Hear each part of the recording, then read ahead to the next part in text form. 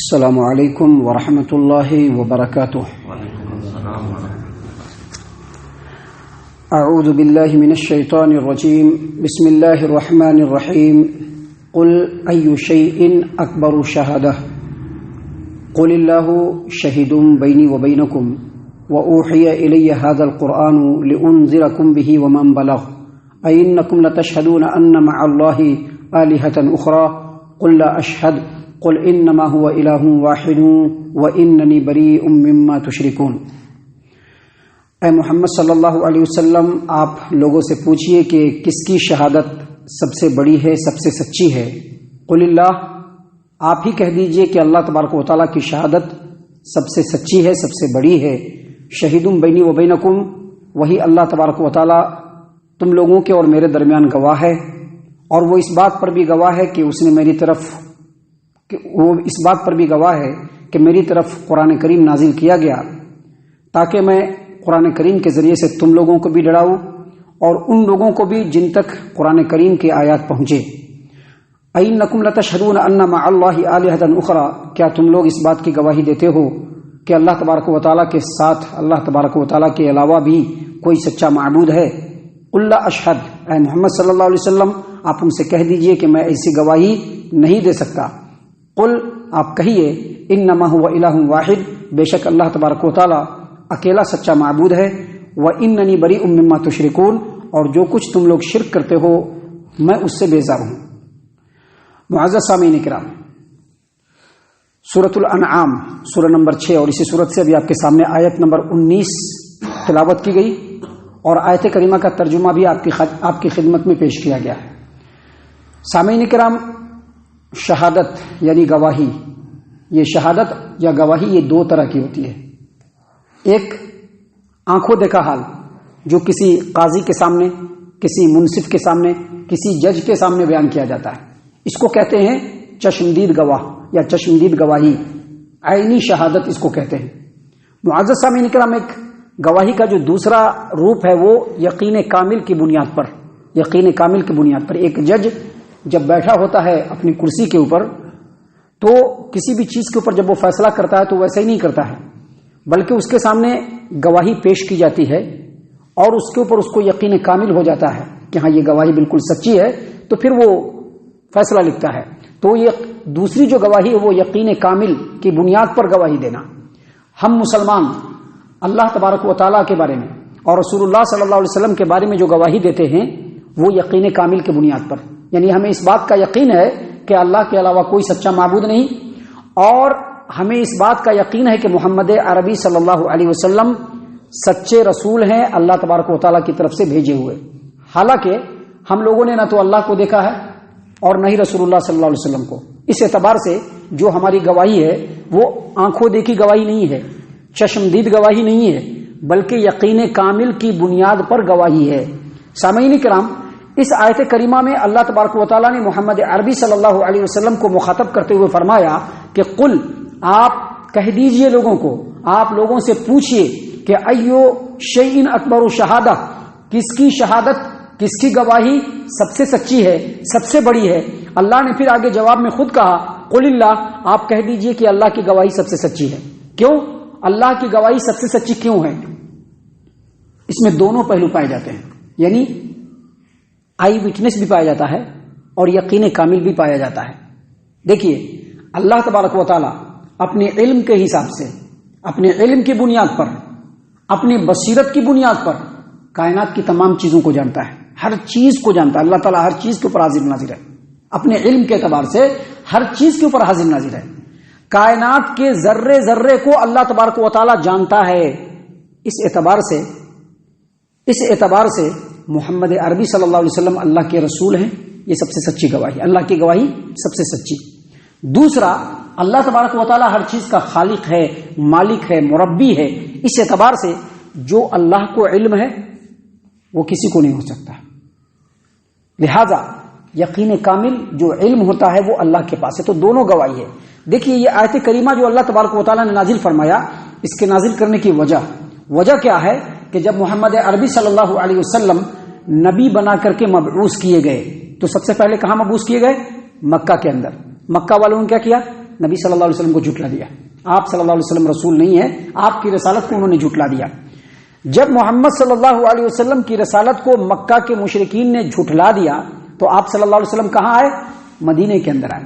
جب آپ صلی اللہ علیہ وسلم مدینے کے اندر آئے تو مدینے کے اندر جو یہودی اور عیسائی لوگ تھے ان میں سے اکثریت نے آپ صلی اللہ علیہ وسلم کی رسالت کو جھٹلا دیا.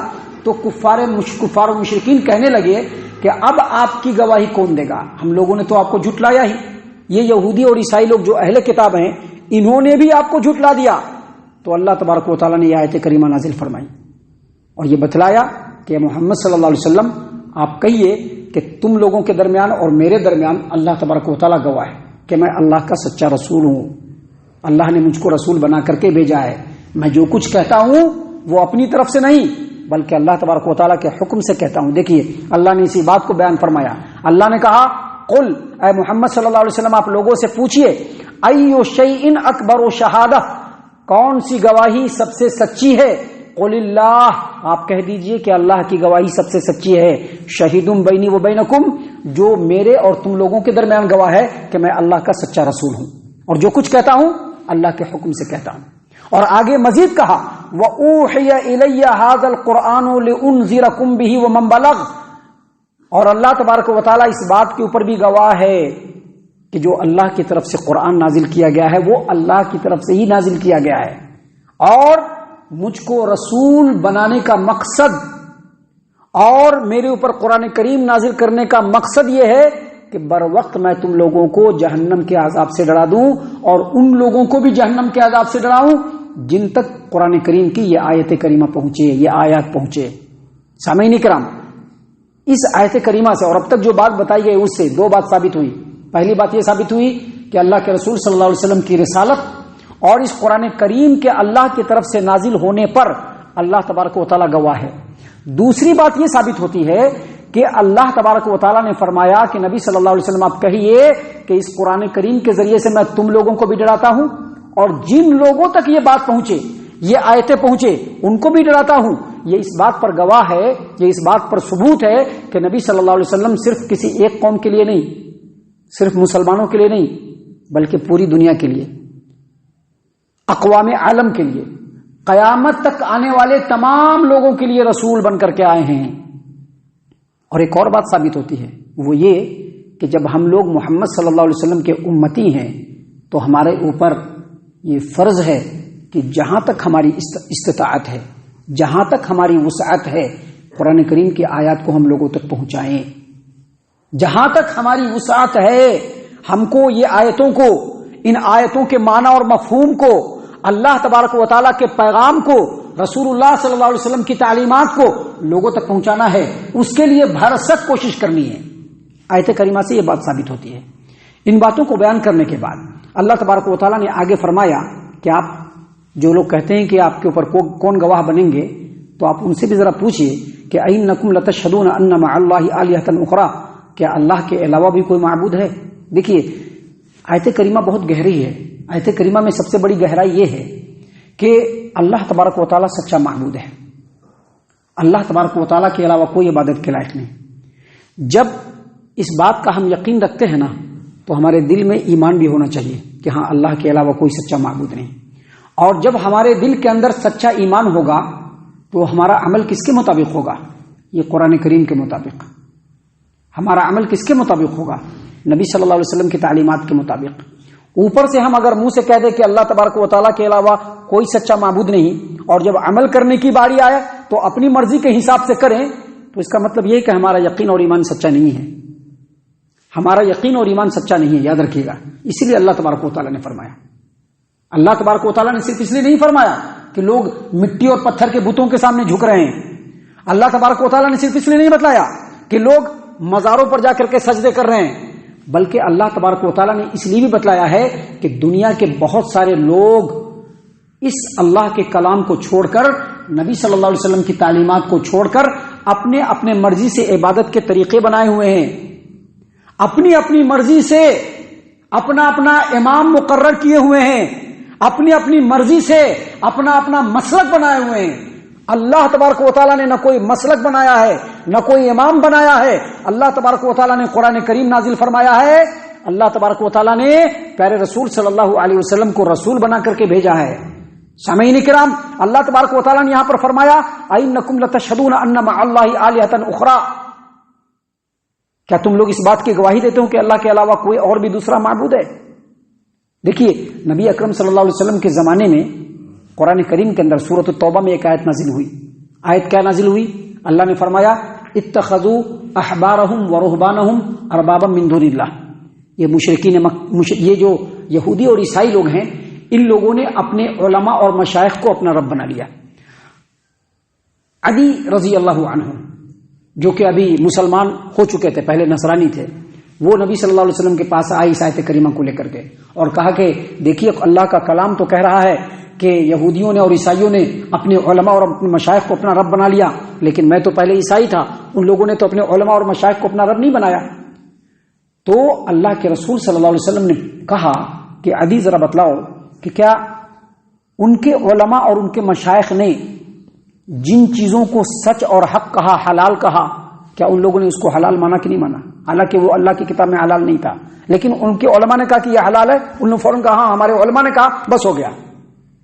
ان کے علماء نے جن چیزوں کو جھوٹ حرام کہا تو کیا ان لوگوں نے مانا کہ نہیں مانا؟ تو ہاں مانا۔ تو کہا کہ جس نے علماء کی بات کو بغیر تحقیق کے مان لیا، بس یہی رب بنانا ہے، اور اللہ نے اسی بات کو یہاں پر بیان کیا ہے۔ تو یہاں پر اصل یہی بات بتلانا مقصود ہے۔ یہ جو کفار و مشرکین ہیں جو بتوں کے سامنے جھک رہے ہیں، ان کے اوپر تو کوئی حجت نہیں ہے۔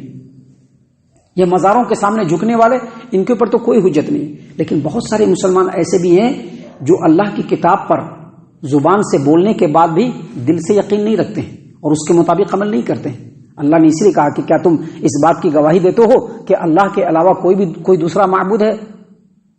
اللہ نے پھر کہا کہ قل لا اشہد، آپ کہہ دیجئے کہ ہم تو گواہی نہیں دے سکتے۔ کیوں گواہی نہیں دے سکتے؟ کیونکہ سچا اللہ کا کلام ہے، سچا نبی کی تعلیم ہے، اس کے علاوہ دنیا میں کوئی سچائی نہیں ہے، چاہے اس کے ماننے والوں کی تعداد بھر بھر کر کے دنیا میں کیوں نہ ہو جائے، لیکن پھر بھی وہ سچا نہیں ہے، ہم اس کی گواہی نہیں دے سکتے۔ اور آگے مزید فرمایا قل، آپ کہہ دیجئے انما هو الہ واحد، وہی اللہ اکیلا معبود ہے جس کی عبادت کی جائے گی، جس کی بندگی کی جائے گی، جس کے حکم کی تعمیل کی جائے گی۔ اور آگے مزید فرمایا واننی بریء مما تشرکون، اور جو کچھ تم لوگ اللہ کے ساتھ شریک ٹھہراتے ہو میں اس سے بالکل بیزار ہوں۔